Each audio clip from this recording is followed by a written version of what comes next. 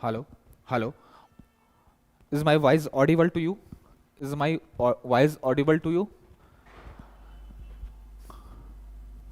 Good afternoon dear student, good afternoon सभी को। Good afternoon और सभी को, आपके और आपके परिवारजनों को, सभी को बच्चों धनतेरस, दीपावली, भैया दूज एवं गोवर्धन पूजा की हार्दिक शुभकामनाएं।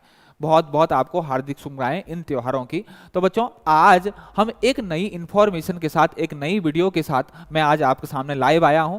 वो है बच्चों सबसे पहले तो बच्चों एक आईटीआई अनुदेशक की भर्ती के लिए जो बच्चों बहुत ज़्यादा जो लोग बैठे थे, जो बहुत ज़्यादा वेट कर रहे थे, जिनके बहुत ज़्यादा जो उनकी क्वेरीज थी कि कब ये भर्ती आएगी, क्या CITS कंपलसरी, तो ये सारी की सारी चीज़ें बच्चों आज आपके लिए क्लियर होने वाली है। सबसे पहली बात जो है बच्चों, एक अब खुशखबरी कहूं मैं आपका, दीपावली का तोहफा बोलूं इसको, कि निदेशालय कहा, सेवा योजन प्रशिक्षण एवं सेवा योजन निदेशालय, जो आईटीआई को आपका जो आईटीआई जो है कि निगरानी करता है बच्चों, जो आईटीआई को ऑपरेट करता है आपका स्टेट में, उसका जो डायरेक्टरेट है आपका हल्द्वानी में है। तो डायरेक्टरेट ने एक लेटर कल ही जारी हुआ बच्चों, कल जारी हुआ एक लेटर, जिसमें आपका कहा गया है कि 273 के आसपास के जो आपके जो पद है उसका अधियाचन जो है बच्चों वो शासन को भेज दिया गया है। मतलब डायरेक्टरेट ने जो अधियाचन जो है वो प्रेषित कर दिया है शासन को। अब शासन जल्द ही स्वीकृत दे के बच्चों वो आपके आयोग तक पहुंच जाएगा और आयोग कभी भी बच्चों ये वैकेंसी आपकी निकाल सकता है। इसके अलावा बच्चों अगर हम बात करें तो एक सबसे बड़ी अगर प्रॉब्लम आ रही थी रिक्रूटमेंट में, सबसे बड़ी प्रॉब्लम आ रही थी नियमावली की प्रॉब्लम क्यों आ रही थी बच्चों? अब तक जो भर्तियां हो रही थी, अब तक जो भी चीजें ऑपरेट हो रही थी बच्चों यहां पर, वो 2003 नियमावली के हिसाब से हो रही थी। एक उत्तराखंड आईटीआई अनुदेशक का जो आपकी नियमावली बनी है, आईटीआई अनुदेशक के लिए जो नियमावली बनी वो 2003 में आपकी बनी थी और उसी के हिसाब से अभी काम चल रहा था। लेकिन बच्चों बीच में डायरेक्टरेट ऑफ जनरल ट्रेनिंग, प्रशिक्षण महानिदेशालय, भारत सरकार की तरफ से जो है एडवाइजरी जारी हुई, जरूरी गाइडलाइंस जारी हुई सभी राज्य सरकारों को कि भाई अपने यहाँ जितने भी आप अनुदेशक हैं उनको CITS ट्रेनिंग 1 साल की वो कंपलसरी करवाओ। और जो नया रिक्रूटमेंट आप निकालोगे उसमें CITS जो है वो अनिवार्य होना ही चाहिए। तो बच्चों बहुत सारी चीजें जो संशोधन करनी थी और अभी बच्चों अभी आपका कुछ टाइम पहले ही आपका संशोधित हुई है, आपकी पूरी की पूरी नियमावली जो है उसमें संशोधन हुआ है। तो इस वीडियो के माध्यम से, आज इस सेशन के माध्यम से हम जानेंगे बच्चों कि कितना क्या संशोधन हुए, क्या चीजें जो है संशोधित हुई, कैसे आपकी भर्ती आपकी होगी, क्या मापदंड है, क्या एजुकेशन क्वालिफिकेशन है, कौन सी संस्था जो है इस एग्जाम को करवाएगी, इसके अलावा बच्चों एग्जाम का पैटर्न क्या रहने वाला है, ये तमाम सारी चीजें जो बच्चों इस वीडियो के माध्यम से हम जानेंगे। लेकिन उससे पहले बच्चों हम जान लेते हैं थोड़ा, उससे पहले हम जानेंगे बच्चों कि आपका जो डायरेक्टरेट ऑफ जनरल आपका प्रशिक्षण एवं सेवा योजन निदेशालय है हल्द्वानी में, प्रशिक्षण एवं सेवा योजन निदेशालय है, डायरेक्टरेट है आपका, कहां पर है? हल्द्वानी में। उसकी तरफ से बच्चों एक कार्यालय ज्ञाप जो है बच्चों आपका एक जारी हुआ है, जिसमें बताया गया है कि निदेशालय द्वारा, जिसमें बताया गया है बच्चों, देखिए बच्चों ये देखिए आप, जिसमें बताया गया बच्चों कि 21 अक्टूबर, ये बच्चों देखिए 21 अक्टूबर 2022 का ये ज्ञाप है, कार्यालय ज्ञाप है, जिसमें बताया गया है बच्चों, क्या बताया गया इसमें? निदेशालय द्वारा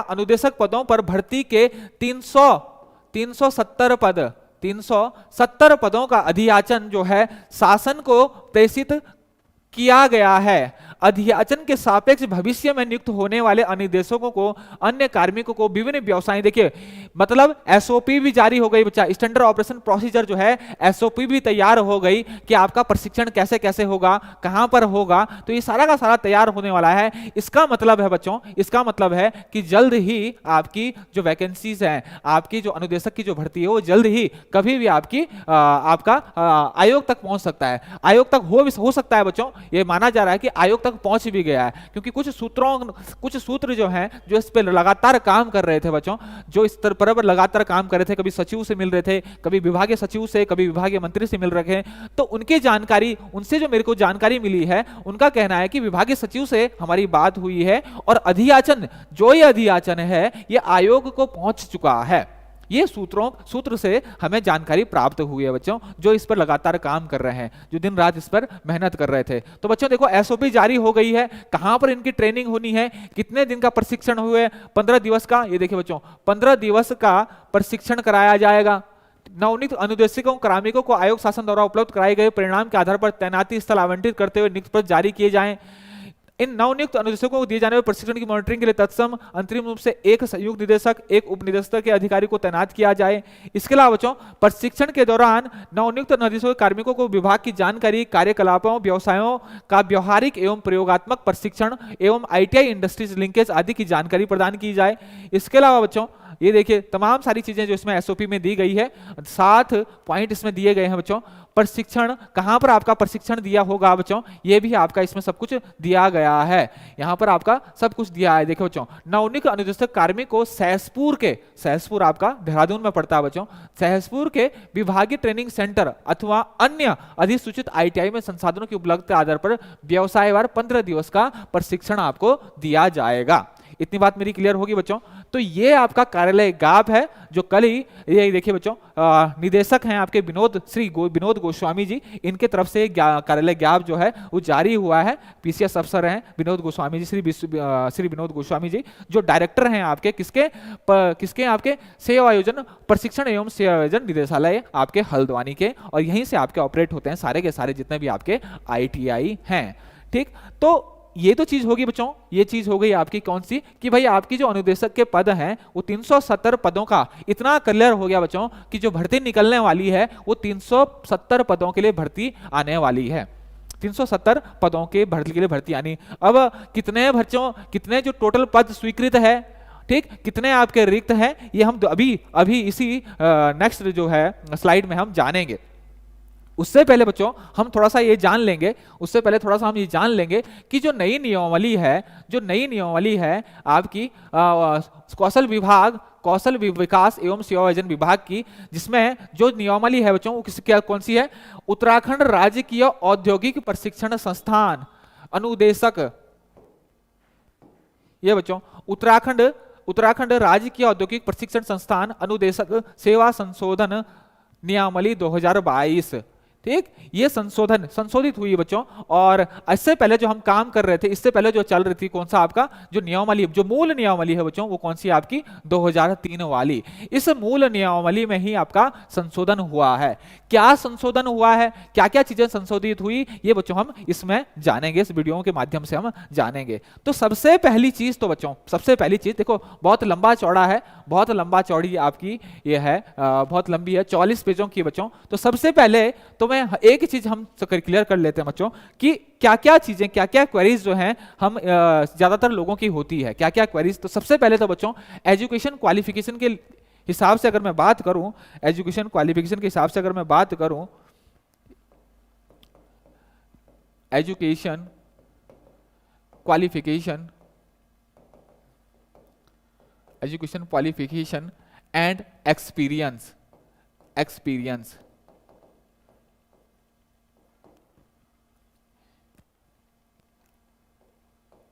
अनुभव, एजुकेशन क्वालिफिकेशन एंड एक्सपीरियंस।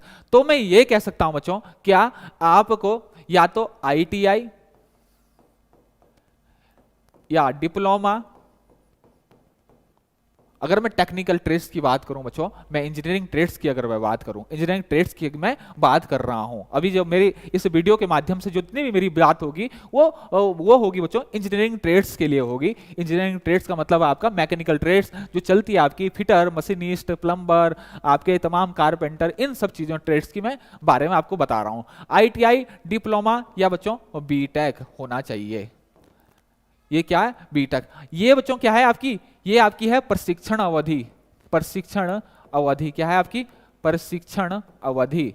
मतलब जिस अवधि में आप क्या ले रहे हो, प्रशिक्षण ले रहे हो। अब ये प्रशिक्षण अवधि बच्चों आईटीआई के लिए कितना होता है आपका, 2 साल। डिप्लोमा के लिए कितना होता है आपका 3 साल, और बीटेक के लिए कितना होता है आपका 4 साल। कुल मिलाकर अगर मैं बात करूं आईटीआई 2 साल का होता है, डिप्लोमा 3 साल का होता है, बीटेक 4 साल। प्रशिक्षण अवधि को इंक्लूड करके बच्चों जो अनुभव है, अनुभव पर किसको, इसको इंक्लूड करके टोटल जो है कितना होना चाहिए, टोटल जो होना चाहिए अनुभव किसको बच्चों, ट्रेनिंग पीरियड और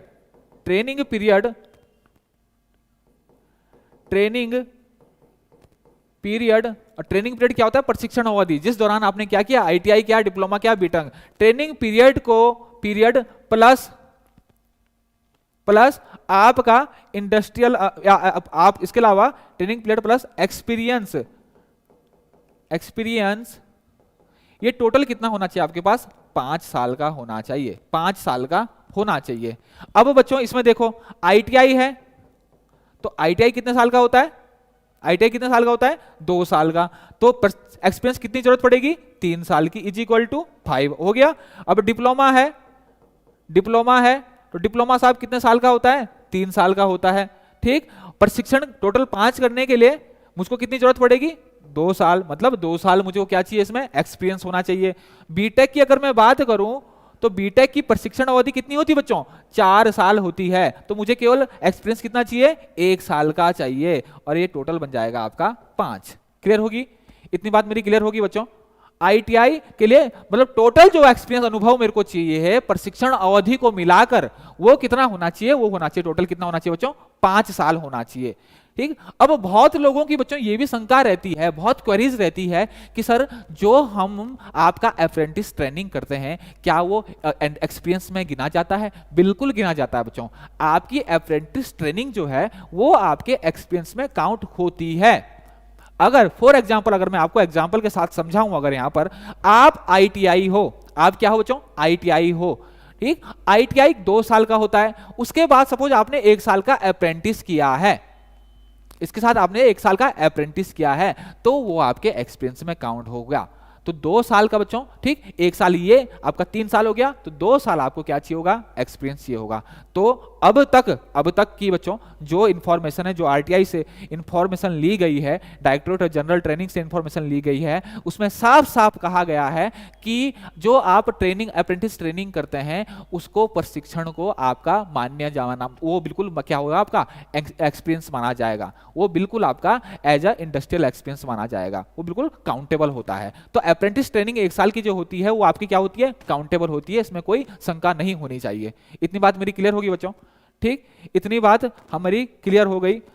अब इसके बाद आपका आता है, इसके इतना मेरा क्लियर हो गया। इसके बाद बच्चों यहां पर इस नियमावली में सीआईटीएस को क्या कर दिया, अनिवार्य कर दिया है, अनिवार्य कर दिया गया है, अनिवार्य, कंपलसरी है, कंपलसरी है। लेकिन साथ ही इस नियमावली में बच्चों ये भी बताया गया है कि जिन ट्रेडों में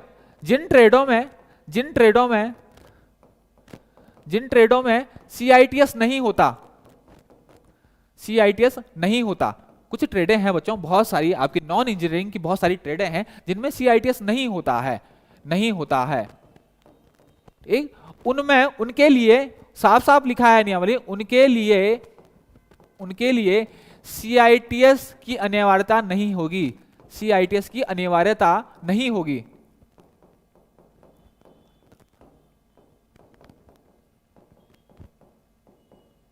उनके लिए सीआईटीएस की अनिवार्यता नहीं होगी, लेकिन भविष्य में अगर इस कोर्स की ट्रेनिंग संचालित की जाती है तो आपको ये वाली जो ट्रेनिंग है वो करनी ही पड़ेगी, वो कंपलसरी है। इतनी बात क्लियर होगी। इसके अलावा बच्चों अगर किसी ट्रेड में बच्चों, किसी भी ट्रेड में अगर किसी ट्रेड में आपका सीआईटीएस वाले नहीं मिल पाए, किसी ट्रेड में जो है आपका सीआईटीएस जो है वो नहीं कराया जाता है, या फिर उसमें जो बच्चे हैं वो सीआईटीएस वाले नहीं मिल पाते हैं, तो वहां पर आपका सीआईटीएस जो है, नॉन सीआईटीएस जो है वो रहेगा, लेकिन केवल उसी के लिए होगा बच्चों जहां पर आपका सीआईटीएस नहीं होता है। तो इतनी बात मेरी क्लियर होगी। सीआईटीएस अनिवार्य है, लेकिन जिन ट्रेडों जिन ट्रेडों में सीआईटीएस नहीं होता है, मतलब जिन ट्रेडों में बच्चों इंस्ट्रक्टर की ट्रेनिंग नहीं होती है, उनके लिए सीआईटीएस की अनिवार्यता नहीं होगी। लेकिन इसके साथ ये भी ऐड किया गया है कि भविष्य में जब भी इसकी ट्रेनिंग संचालित की जाएगी तो आपको ये ट्रेनिंग करनी पड़ेगी। इतनी बात मेरी क्लियर होगी बच्चों? इतनी बात मेरी क्लियर होगी आप लोगों को। और क्या क्या चीजें हैं बच्चों, और क्या क्या चीजें हैं, तो आइए नियमावली के माध्यम से हम समझते हैं। नियमावली के माध्यम से ही हम समझते हैं। देखिए बच्चों, ये नियमावली में क्या क्या है चीजें हैं आपकी। देखो, इसमें मैंने आपको एजुकेशन क्वालिफिकेशन तो बच्चों बता दी, एजुकेशन क्वालिफिकेशन मैंने आपको बता दी है, ठीक। एजुकेशन क्वालिफिकेशन का मैंने आपको बता दिया है। उसके बाद सीआईटीएस की अनिवार्यता के बारे में भी मैंने आपको अवगत करा दिया है, उसके बारे में भी मैंने आपको अवगत करा दिया है। अब ये देखिए बच्चों, पूरी की पूरी नियमावली है, पूरी की पूरी क्वालिफिकेशन है। Engineering trade, non engineering trade बहुत सारी होती है ना, तो सबके लिए अलग अलग दी गई है, सबके लिए अलग अलग दी गई है। अब हम आते हैं नेक्स्ट इंपॉर्टेंट पॉइंट में, वो क्या है बताओ, एज ग्रुप जो आपका होगा, ठीक, एज ग्रुप जो आपका होगा, ठीक। नेक्स्ट जो है आयु, वायु बच्चों, क्या है आपकी आयु, एज जो है बच्चों वो पहले की जैसे ही रखी है आपकी 21 से 35 साल, 21 से 35 साल, ठीक। आपका वो जो आपकी एज ली जाएगी बच्चों कैलेंडर वर्ष, जिस कैलेंडर वर्ष में आपकी भर्ती निकलती है, ठीक, उससे आपकी एज ली जाएगी, वो अभी हम बाद में डिस्कस करेंगे। लेकिन आपकी जो एज होनी चाहिए वो कितनी, आपकी मिनिमम 21 साल और मैक्सिमम जो है वो 35 वर्ष आपकी एज होनी चाहिए। इसके साथ ही बच्चों यदि आप SC ST हैं तो आपके जो केंद्र सरकार की गाइडलाइंस होती है एज में उनकी छूट के लिए, वो उसी तरीके से आपकी होती है। जनरली जो दी जाती है SC ST को छूट, वो 5 साल की छूट दी जाती है। मतलब अगर आप SC ST है तो 35 + 4 आपके लिए मैक्सिमम जो एज होगी वो कितनी होगी बच्चों, वो 40 होगी। इसमें कोई शंका नहीं होनी चाहिए, ठीक। आगे हम बढ़ते हैं बच्चों, साफ साफ लिखा है अनुसूचित जातियों, अन्य पिछड़े वर्ग, अन्य श्रेणियों के अभ्यर्थियों के मामले में जो सरकार द्वारा समय समय पर अनुसूचित करे। इतना क्लियर है बच्चों। इसके साथ ही बच्चों, इसके साथ ही आगे अगर हम बढ़ें तो आगे इस नियमावली में क्या दिया गया है, आगे इस नियमावली में दिया गया है, आगे इस नियमावली में क्या दिया गया है, ये तो कुछ नहीं है, बहुत लंबा है, इसके द्वारा बच्चा ये बच्चों, रिक्त पदों पर भर्ती की लिखित परीक्षा, लिखित परीक्षा कैसे होगी, ये थोड़ा समझने वाली बच्चों, लिखित परीक्षा का थोड़ा समझने वाला है कि लिखित परीक्षा हमारी कैसे होगी। तो लिखित परीक्षा, रिटन एग्जामिनेशन जो है, रिटन एग्जामिनेशन जो है, रिटन एग्जामिनेशन, रिटन एग्जामिनेशन के बारे में दिया गया है। रिटन एग्जामिनेशन, रिटन एग्जामिनेशन में दिखा गया बच्चों, ये टोटल 100 मार्क्स की होगी। कितने होगी आपकी, 100 मार्क्स का आपका पेपर होगा, 100 मार्क्स का पेपर होगा।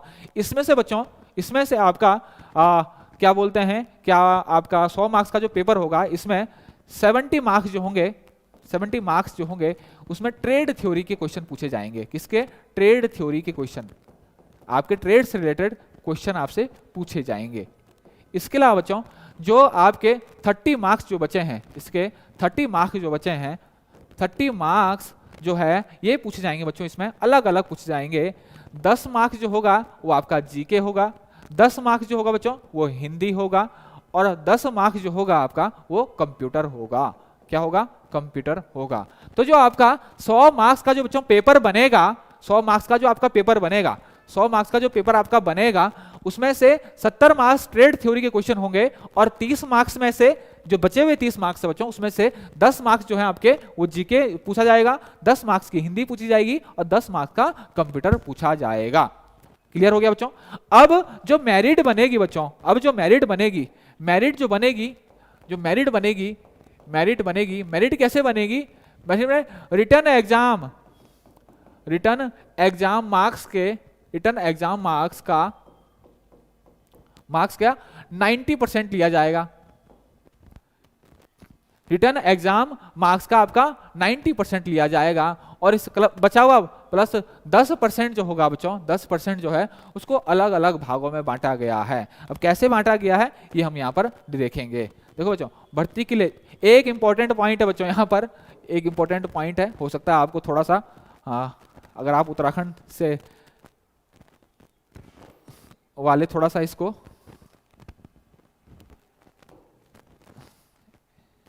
एंजॉय भी करेंगे, और वो थोड़ा सा उनको बहुत हतोत्साहित भी हो रहे होंगे, बहुत गुस्सा भी उनका होगा, ठीक। एक चीज यहां पर दिया गया बच्चों, भर्ती के लिए चयन में सम्मिलित होने हेतु राज्य अधीनस्थ सेवा चयन आयोग द्वारा निर्धारित प्रक्रिया के अनुरूप आवेदन आमंत्रित किए जाएंगे। मतलब रिक्रूटमेंटिंग जो एजेंसी है बच्चों वो कौन होगी? UK triple S S C, UK triple S S C, UK triple S S C, ये कौन होगा? यूके ट्रिपल सी, उत्तराखंड अधीनस्थ सेवा चयन आयोग को रिक्रूटमेंटिंग एजेंसी आपकी होगी। अब देखो बच्चों, विवाद इतना, एजेंसी को चेंज करना इतना आसान नहीं होता है। नियमावली में जो एजेंसी आपकी एक बार डल गई, अगर उसको आपको चेंज करना है, सपोज आपको लोक सेवा आयोग को ट्रांसफर करनी है भर्ती, तो उसके लिए कैबिनेट में बिल लाना पड़ता है बच्चों। वहां पर उसकी प्रक्रिया जो है इतनी आसान नहीं कि एकदम हम भर्ती किसी को भी दे दें। ये पहले ही नियमावली में जो है बना होता है कि भर्ती एजेंसी कौन सी होगी। ठीक, तो एजेंसी को चेंज करने के बाद वो कैबिनेट जो है, कैबिनेट करती है ये काम जो होता है, कैबिनेट में बिल ला के ये काम जो है कैबिनेट करती है कि अगर रिक्रूटिंग एजेंसी को अगर चेंज करना हो। क्योंकि बच्चों अभी देखा गया, आप सभी को पता है बच्चों, यूके ट्रिपल एस सी जो है वो की जो साख है वो बहुत ज़्यादा गिरी गई है। अभी अन्य बताएं जितनी भी आपकी एग्जाम में हुई उत्तराखंड में, काफ़ी एग्जाम है बच्चों, उन अन्यताओं में यूके ट्रिपल एस की साख जो है वो बहुत ज़्यादा गिरी है। मतलब युवाओं का जो है काफ़ी ज़्यादा जो है भरोसा है अब यूके ट्रिपल एस से उठ गया है। युवा बिल्कुल भी नहीं चाहते कि जो भर्ती है वो आयोग अब करवाएं। लेकिन बच्चों एक आयोग जो है, चाहे लोक सेवा आयोग है, वो भी किसी स्टेट की सारी भर्तियां नहीं करा सकता। अगर कराएगा तो बच्चों कितना टाइम लगता है। ठीक, तो हो सकता है कि कुछ तब्दीलियां हो आयोग में। ठीक, कुछ चीज़ें चेंज हो, कुछ जो गलत चीज़ें हैं उसमें जो है वो रोक लगे। ठीक, उसका सुपरविजन जो है बहुत अच्छे से हो सकता है कि यूके ट्रिपल एस भी भर्ती करवा सकती है। लेकिन ये तो बात की बात है, ये शासन का मामला है कि कौन इसका जो एग्जाम है वो करवाता है। लेकिन हम बात कर रहे हैं किसकी? हम बात कर रहे हैं कि भाई जो रिक्रूटमेंटिंग एजेंसी है नियमावली के हिसाब से वो कौन सी है? UK triple S. इतनी बात मेरी क्लियर होगी बच्चों? ठीक, कौन करवाता है वो बात की बात है, शासन किससे करवाता है वो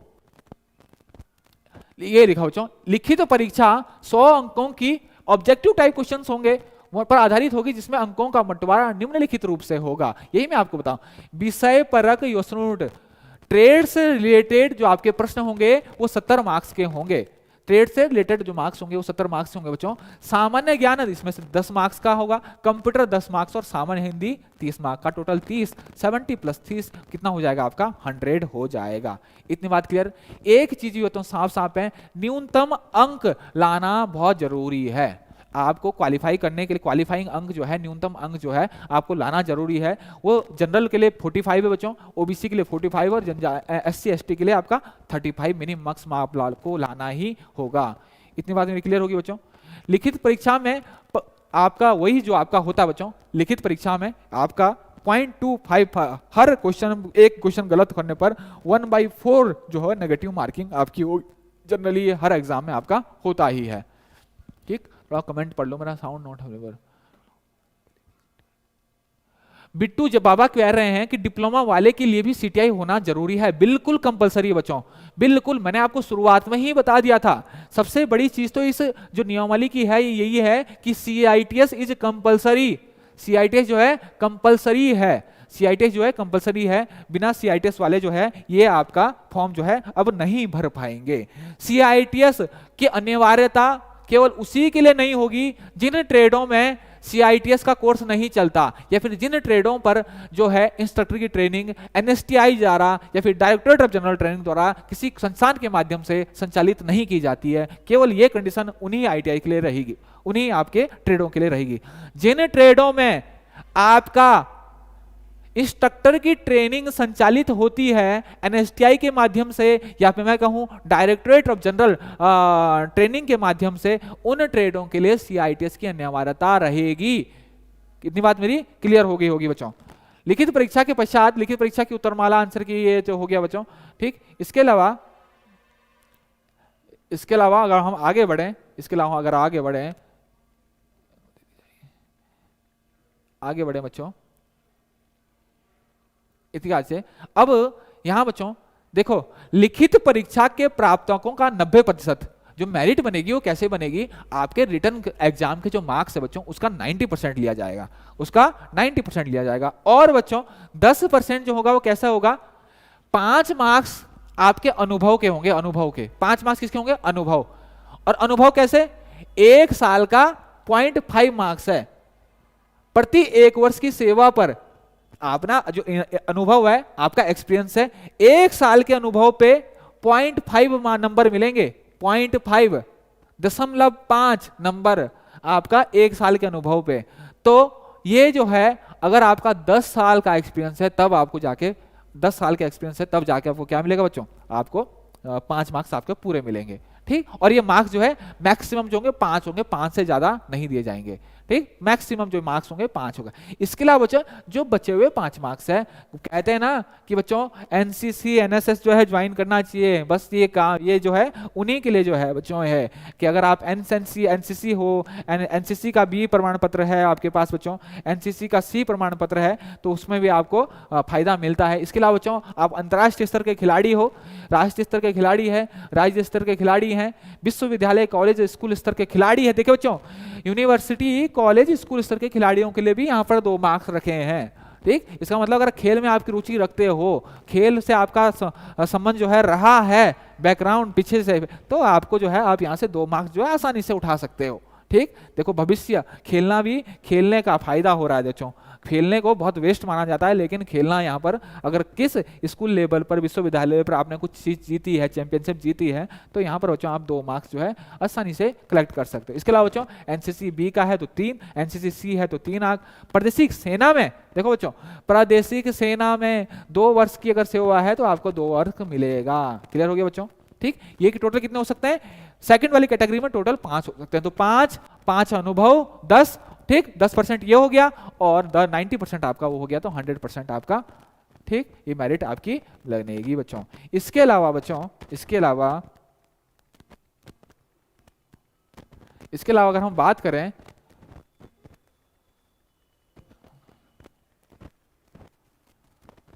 आरक्षण दिया गया है, ये तो अलग बात है। इसके अलावा बच्चों एक चीज आती है आपकी प्रोबेबिशन पीरियड।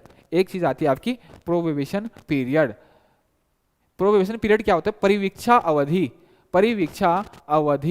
देखो परिवीक्षा अवधि क्या होता है बच्चा, परिवीक्षा अवधि वो होती है जिस अवधि के दौरान आप कार्यालय, आप अपने विभाग के कार्यों से अवगत होते हो, इस दौरान आप ट्रेनिंग भी करते हो, इस दौरान आप वहाँ के वर्किंग कल्चर से भी अवगत होते हैं, इस कलर में आपके बिहेवियर, आपकी एफिशिएंसी, आपकी कार्य करने की आपकी शैली, आपका व्यवहार कैसा है, ये सब चीजें जो है देखी जाती है। अच्छा, प्रोबेशन पीरियड के दौरान आपकी पूरी की पूरी परफॉर्मेंस देखी जाती है और आप विभाग के कामों से जो है अवगत हो सकते हो, नहीं हो सकते हो। ट्रेनिंग सब जो है इसी पीरियड के दौरान होता है। अगर प्रोबेशन पीरियड में चाहे तो आपको टर्मिनेट भी किया जा सकता है, आपकी सेवा समाप्त की जा सकती है। अगर विभाग को लगता है कि you are not suitable for this post, you are not suitable for this work, तो विभाग आपकी सेवा समाप्त कर सकता है। इसको बोलते हैं बच्चों प्रोबेशन पीरियड, 2 वर्ष।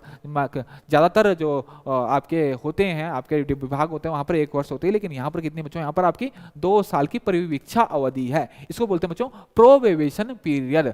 2 साल तक आपको बिल्कुल डिसिप्लिन, 2 साल तक बिल्कुल आपको जी हाँ जी बिल्कुल जो काम करा बोला जाए वो काम आप करिए।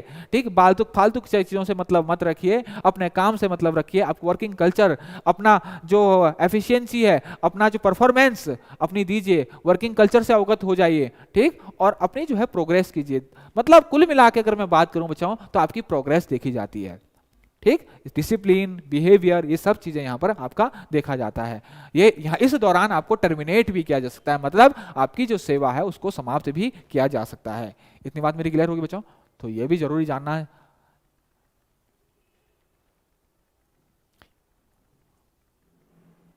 देखो बच्चों साफ साफ लिखा है, यदि परिवीक्षा अवधि या बढ़ाई गई परिवीक्षा अवधि के दौरान किसी समय नियुक्ति प्राधिकारी को यह प्रतीत हो कि परिवीक्षा व्यक्ति ने अपने अवसरों का पर्याप्त उपयोग नहीं किया है या संतोष प्रदान करने में अन्यथा विफल रहा है, तो उसकी सेवाएं समाप्त की जा सकती है। तो कभी बच्चों ये ना समझें कि मेरे को ज्वाइनिंग मिल गई है, बस जी अब तो बल्ले बल्ले, अब तो मैं कुछ भी करूं, कोई मुझे देखने वाला नहीं है, अब तो सरकारी नौकरी लग गई है। प्रोबेशन पीरियड आपको वहाँ के सिस्टम से अवगत कराया जाता है। आप अपने उस सिस्टम के साथ आप बैठ पाते हैं, आपका मेल जो है उसका सिस्टम जो है उसका वर्किंग कल्चर है उसके साथ आप बैठा पाते हो कि नहीं बैठा पाते हो। इस चीज़ की आपकी क्या है, इस चीज़ का ही आपका क्या है, ये परिधि आपकी इस चीज़ से आपको अवगत कराया भी जाता है और आप इस चीज़ों पे आप मेल खाते हो नहीं खाते हो। इसके अलावा बच्चों आपका बिहेवियर, डिसिप्लिन, इसके अलावा प्रशिक्षण अवधि, डिपार्टमेंट में क्या क्या काम होते हैं, ये सब चीज़ें जो है आप इस अवधि के दौरान जो है आपको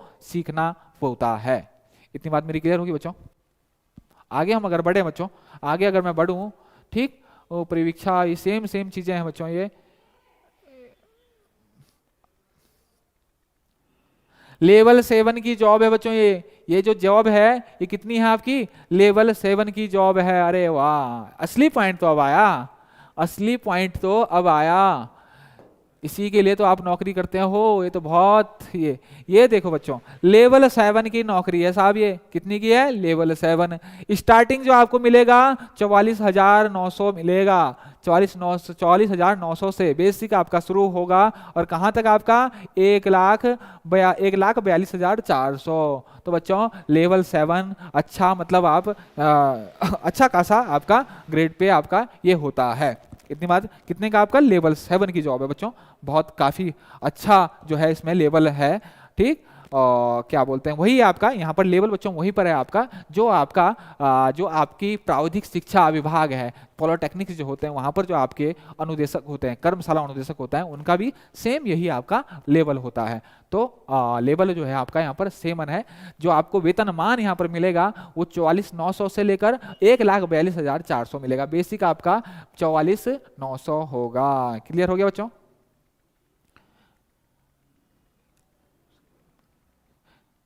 अच्छा, एक चीज बच्चों क्लियर कर दूं, प्रथम वेतन वृद्धि जो है तभी दी जाएगी जब उसने 1 वर्ष की संतोषजनक सेवा पूरी कर ली हो, ठीक। तो मूल नियम में किसी प्रतिकूल बंद होते हुए भी परीक्षा विधीन व्यक्ति को यदि वो पहले से स्थायी सरकारी सेवा ना हो, सेवा उसकी प्रथम वेतन वृद्धि तभी दी जाएगी जब उसने 1 वर्ष की सेवा संतोषजनक पूरी कर ली हो, अन्यथा आपको साहब नहीं दी जाएगी। क्लियर होगी। अब पहले क्या होता था बच्चों, पहले एक चीज था, देखिए बच्चों, ये जो आपकी नियमावली जो जारी की गई है, ये श्री विजय कुमार यादव जी जो हमारे विभागीय सचिव हैं, ठीक, उनकी तरफ से जारी की गई है। आपको 4 अगस्त 2022 को जो है बच्चों ये जारी की गई थी। क्लियर हो गया बच्चों, ठीक। अब आगे हम अगर बढ़े तो अब हम देखते हैं बच्चों, पदों की व्यवसायी है और आपके कितने हैं, सृजित पद कितने हैं आपके ITI में। आपके औद्योगिक प्रशिक्षण संस्थान जो है उसमें कितने टोटल सृजित पद है, तो उसमें टोटल जो सृजित पद है बच्चों वो कितने हैं आपके, वो कितने हैं, वो हैं आपके बच्चों देखो 1386। कितने हैं, 1386। इसमें से बच्चों काफी जो है आपके रिक्त पद भी हैं, काफी आपके रिक्त पद भी हैं। लेकिन अभी जो अधियाचन निकला है बच्चों, अभी अधियाचन निकला है वो कितना, 370 पदों के लिए आपका निकला है। ये टोटल आपका टोटल है कि टोटल आपकी जो इंस्ट्रक्टर है किसी भी ट्रेड में वो टोटल कितने हैं, कितने हैं आपके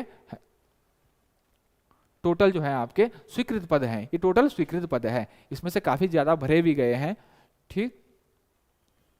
अच्छा, अब आती है मेन चीज बच्चों आपकी, यहाँ जो लास्ट में दी गई है, यहाँ पर क्या दी गई आपकी अनिवार्य योग्यता। आपकी अनिवार्य योग्यता क्या है, क्या एजुकेशन क्वालिफिकेशन आपको होनी चाहिए।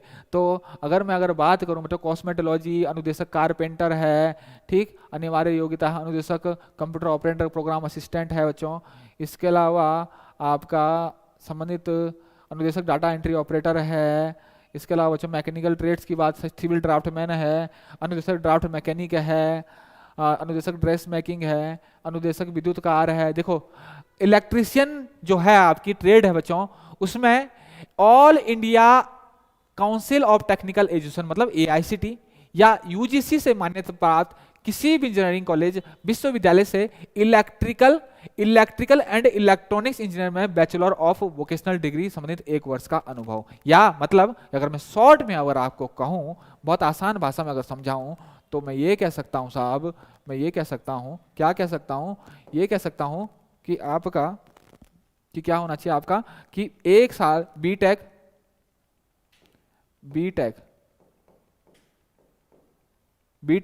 किसमें? बीटेक बच्चों किसमें? आपका किसमें? इलेक्ट्रिकल या फिर इलेक्ट्रिकल एंड इलेक्ट्रॉनिक्स इंजीनियरिंग में, ठीक। प्लस 1 ईयर क्या आपका? एक्सपीरियंस, संबंधित क्षेत्र में 1 वर्ष का अनुभव। इसके अलावा बच्चों और या फिर आपके पास diploma electrical and electronic engineering में 3 वर्षीय डिप्लोमा, 3 वर्षीय डिप्लोमा। अब मैं आपको ये चीज पहले ही क्लियर कर चुका हूं, 3 वर्षीय डिप्लोमा है तो एक्सपीरियंस कितना हो जाएगा? Plus 2 year experience, 2 year diploma, diploma plus 2 year आपका एक्सपीरियंस, क्योंकि टोटल जो है प्रशिक्षण अवधि को मिलाकर टोटल जो आपका एक्सपीरियंस होना चाहिए वो कितना होना चाहिए? 5 साल। तो प्रशिक्षण अवधि कौन सी है? जिस दौरान, जिस पीरियड में आपने क्या किया बच्चों? अपना कोर्स किया, चाहे आईटीआई की हो, चाहे बीटेक किया हो, चाहे आपका ना डिप्लोमा किया हो। इतनी बात मेरी क्लियर होगी बच्चों, ठीक। थोड़ा ऊपर बढ़ते हैं। इसके अलावा अगर आईटीआई है बच्चों, संबंधित क्षेत्र में 3 वर्ष का अनुभव, अगर आप आईटीआई है, ठीक, अगर आप संबंधित क्षेत्र में 3 वर्ष का अनुभव, व्यवसायिक संबंधित, देखो बच्चों अगर आपका आईटीआई है तो संबंधित क्षेत्र में 2 वर्ष के, अगर ये तो डिप्लोमा के लिए, अथवा संबंधित क्षेत्र में 3 वर्ष के अनुभव के साथ वित्तीय विवरण नेशनल ट्रेड सर्टिफिकेट जो आपको आईटीआई के बाद मिलता है, वो सर्टिफिकेट प्लस 3 वर्ष का अनुभव, ठीक, 3 वर्ष का अनुभव, या बच्चों नेशनल अप्रेंटिस सर्टिफिकेट आपका उत्तीर्ण होना चाहिए। क्लियर हो गया बच्चों, ठीक। अनिवार्य योग्यता किसी प्रकार के राष्ट्रीय, ये देखो बच्चों अनिवार्य योग्यता साफ साफ लिख दिया बच्चों, साफ साफ लिख दिया है। अनिवार्य योग्यता क्या बच्चों? अनिवार्य योग्यता, अनिवार्य योग्यता में क्या है? राष्ट्रीय शिल्प प्रशिक्षण प्रमाण पत्र, मतलब CITS, क्या आपका जो CITS के बाद CITS करना कंपलसरी है, ये क्या है? कंपलसरी है। इसके बाद जो आपको इंस्ट्रक्टर ट्रेनिंग का जो सर्टिफिकेट मिलता है DGT के माध्यम से, वो आपका होना आपके पास जरूरी है। क्लियर हो गया बच्चों? क्लियर हो गया, ठीक। ऐसी बच्चों विद्युत कार है, अगर हम आगे आए इलेक्ट्रॉनिक मैकेनिक का है, सेम चीज बच्चों आपका अनुदेशक इनअप्लाइबिलिटी, अनुदेशक कला एवं गणित जिसको आप वर्कशॉप कैलकुलेशन एंड साइंस कहते हैं, अनुदेशक फैशन डिजाइनिंग। इसके अलावा बच्चों ये देखिए अनुदेशक फिटर, ऑल इंडिया काउंसिल से बीटेक मैकेनिकल में आप या तो बीटेक होनी चाहिए बच्चों, बीटेक, वही चीज बीटेक मैकेनिकल इंजीनियरिंग में, ठीक, मैकेनिकल इंजीनियरिंग में, ठीक, मैकेनिकल या मैकेनिकल इंजीनियरिंग से रिलेटेड आप जो आपके ट्रेड्स होती हैं उसमें आपको बीटेक होना चाहिए, प्लस आपका 1 वर्ष का आपका अनुभव होना चाहिए। डिप्लोमा है, डिप्लोमा वही चीज बच्चों, diploma in mechanical engineering plus 0-2 year का आपका क्या होना चाहिए? एक्सपीरियंस होना चाहिए। सेम वही चीज बच्चों यहाँ पर आपका आईटीआई के लिए हो जाएगी। अनिवार्य योग्यता में आपका क्या है? अनिवार्य योग्यता में क्या आपका? CITS, अनिवार्य योग्यता क्या है बच्चों आपकी? CITS के अंतर्गत, CITS तो आपकी स्कीम है, इसके अंतर्गत आपको 1 साल का क्या बच्चों? प्रशिक्षण दिया सकता है, किसका? इंस्ट्रक्टर का, अनुदेशक का प्रशिक्षण दिया जाता है। इतनी बात मेरी क्लियर होगी, ठीक। ऐसी बच्चों सारी की सारी आपकी हर सब चीज का आपको दिया गया, और सेम यही चीज है बच्चों, सेम यही चीज है आपका, सेम यही आपका चीज सारी आपकी दी गई है, ठीक। ये पूरा का पूरा जो नीचे तक है आपका वो क्या है? एजुकेशन क्वालिफिकेशन, आपको किसमें कितनी आपकी एजुकेशन क्वालिफिकेशन होगी। क्लियर हो गया बच्चों, ठीक।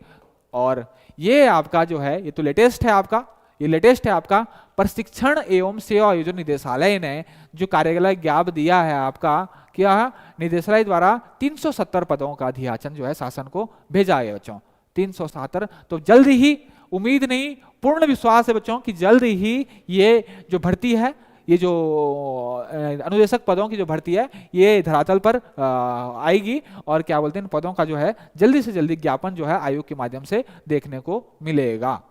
क्लियर हो गया बच्चों? किसी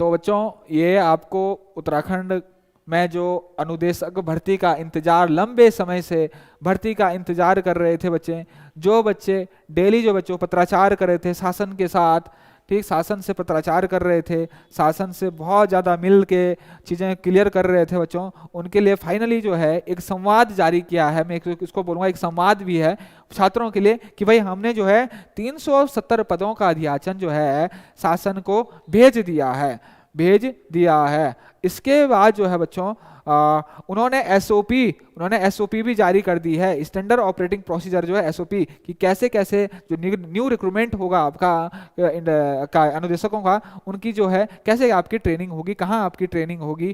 ठीक, तो ये देखिए बच्चों, ये सारी की सारी जो इन्फॉर्मेशन है ये श्री विनोद गोस्वामी जी पीसीएस अफसर हैं जो, और निदेशक हैं हमारे डायरेक्टरेट सेवा योजन प्रशिक्षण एवं सेवा योजन निदेशालय, जिसका जो आपका ऑफिस है वो उत्तराखंड हल्द्वानी में है, आपका उत्तराखंड हल्द्वानी में। ठीक, अभी 21 तारीख का ही है क्या बच्चों, गैप है, मतलब कल का ही है क्या आपका नोटिस है। इतनी बात मेरी